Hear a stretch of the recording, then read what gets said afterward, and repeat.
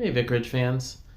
This is Pastor Jay checking in again this evening from the Vicarage in Winchendon, Massachusetts. I'm checking in with you tonight from the scene of my latest DIY project.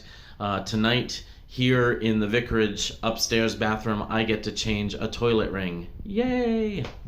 It's been today, Monday, was our day off, and so that means we were doing a lot of catch up today.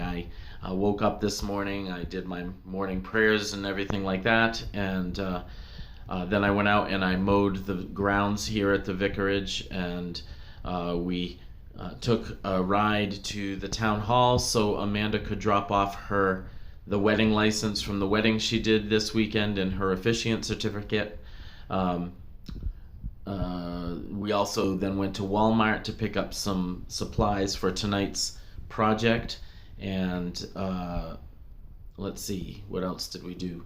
Last night, 2 a.m., we had a surprise guest. I got a call on my cell phone in my bedroom from Amanda up in her bedroom. She was trapped up there because there was a bat in her room, and so at 2 a.m. we were dealing with capturing a bat in my daughter's room. Exciting stuff. Yep.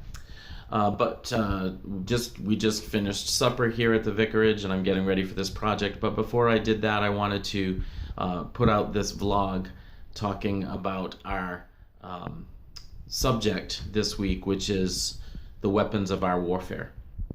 We've been talking all the week about how Christians are called to fight in a spiritual battle, and that spiritual battle has weapons that are very different from the weapons that the rest of the world uses. While the world uses guns and knives and bombs and anger and malice and invective and all kinds of things like that, we are called to fight in a much different way, because we have a much deeper, a much more powerful enemy who doesn't respond to knives and guns and things like that. The Bible says in Ephesians chapter 6 that we do not wrestle against other people, flesh and blood, but we wrestle against principalities and powers of this present darkness. And so because that is true, we have to fight in a different way. And we began talking about the weapons of our warfare from Galatians chapter 5 and Ephesians chapter 6. And yesterday we were in 1 Corinthians 13 talking about our greatest weapon, which is love. We're starting right at the top, and we're talking about love and how it is a powerful weapon in the Christian's tool belt. So what is love? Yesterday we talked about love being patient, true love waiting, and you can look at that video if you want information on it.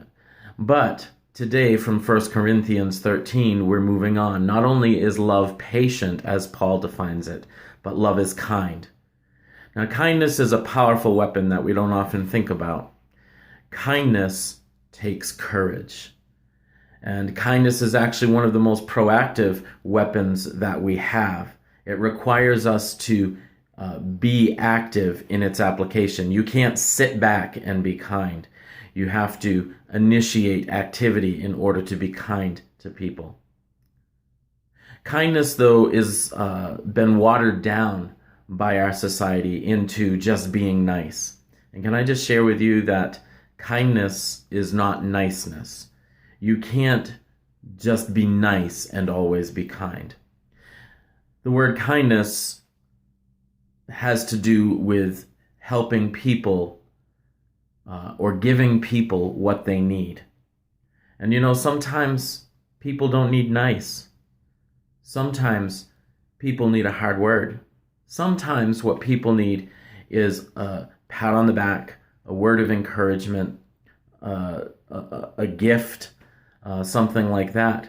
But other times what they need is a good swift kick in the rear end and a word that says, get going. You need to get up and get going.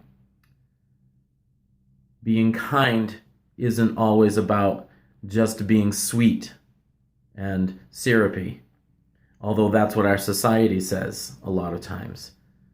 When you're dealing with somebody who's in full-on addiction, just being sweet to them isn't necessarily the kindest thing. Just letting them have a pass and getting away with the behavior that is created by their addiction, that's not kind. Kind requires a tougher love than that. You see, because kindness requires us to give people what they need, not necessarily what they want. So kindness is this part of love that's super tough and says, hey, I'm going to put myself out for you, and I'm going to do the hard thing, and I'm going to give you what you need, even if it's not what you want. The weapons of our warfare are not worldly.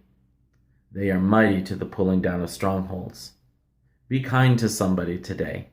Give them what they need, even if it's not what they want. God bless. Have a great night. Catch you later.